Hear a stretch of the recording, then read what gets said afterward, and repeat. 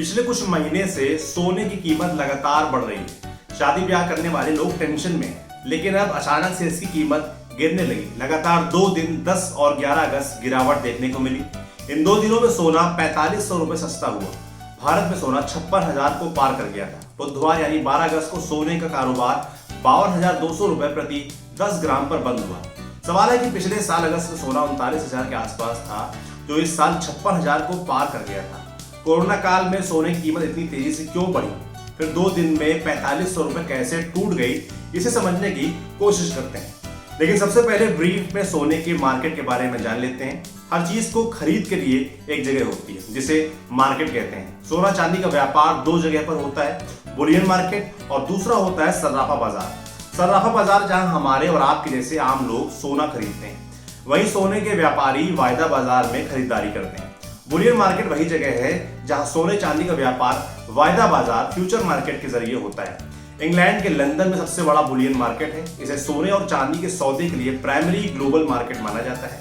यहाँ सोने की कीमत तय होती है। दुनिया के सभी देशों की सरकारों के साथ मिलकर तय होता है कि सोने की कीमत क्या होनी चाहिए।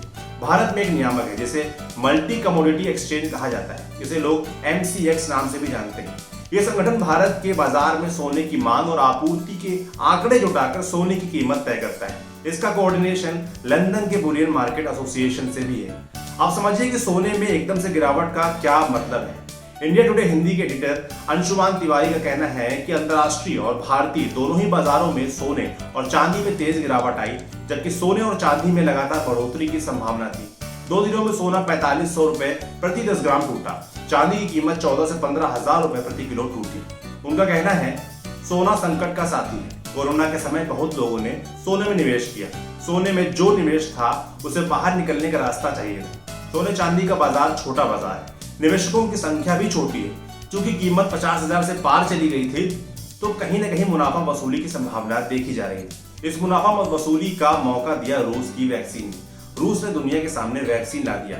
हालांकि इस वैक्सीन को लेकर कई तरह के सवाल उठ रहे हैं। उन्होंने कहा, कोरोना को लेकर इतनी ज्यादा आशंका है कि वैक्सीन बनने की खबर आते ही उम्मीद जगी है। उम्मीद जगते ही सोने और चांदी के बाजार में जो गहरा सट्टेबाजी का दबाव बना था, उसे रिलीज करने का चांस मिला। लोगों ने तेजी से मुनाफा वसूली की और वो मुनाफा निकाल लिया जो पहले से सोने चांदी में मौजूद थे। इसलिए कीमत तेजी से घटी। और सोने की कीमत बढ़ क्यों रही थी, ये सवाल उठता है। इस पर अंशुमान तिवारी का कहना है, अंतर्राष्ट्रीय वित्तीय बाजार में कई अलग अलग एसेट्स होते हैं जिनमें लोग निवेश करते हैं। स्टॉक मार्केट, कमोडिटी और अन्य, इन सबका व्यवहार अलग अलग होता है। इनके भविष्य की खरीद या गिरावट को निर्धारित करने के लिए पीछे खड़ी होती है देश और दुनिया की अर्थव्यवस्था। अर्थव्यवस्था से इनकी कीमत तय होती है। दूसरा पहलू यह है कि जो बाजार में पूंजी छोड़ने वाले लोग हैं, वो बाजार में कितना पैसा छोड़ते हैं, वो कितनी पूंजी बनाए रखना चाहते हैं, इस पर भी बहुत कुछ निर्भर करता है। कोरोना के बाद पूरी दुनिया में मंदी है। भारत में भी गिरावट की स्थिति चल रही है।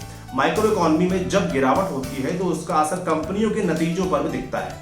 ऐसे में लोग स्टॉक मार्केट की जगह सेफ हेवन कहे जाने वाले सोने में निवेश करने लगते हैं। इस समय के हालात को देखते हुए बड़े पैमाने पर सोना चांदी में निवेश किया गया था।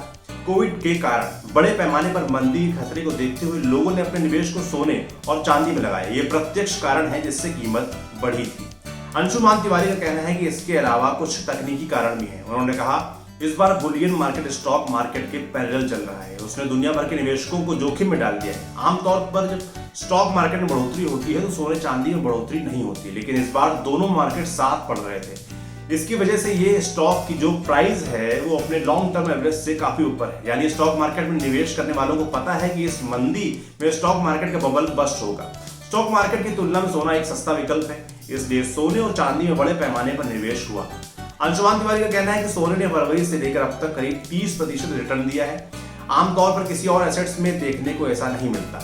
उस हिसाब से देखें तो सोना 4,000 रुपए ही सस्ता हुआ है। जो गिरावट देखने को मिली, ऐसा लगता है कि वो सोने को फिर से अट्रैक्टिव इन्वेस्टमेंट बनाएगी। खैर, सोने में मंदी का रुख रहने की संभावना नहीं है, तेजी ही देखने को मिल सकती है। सोने में तेजी आने वाले समय में भी देखने को मिलेगी, लेकिन ये तेजी उतनी नहीं होगी जितनी हमने पिछले 4-5 महीनों में देखी है।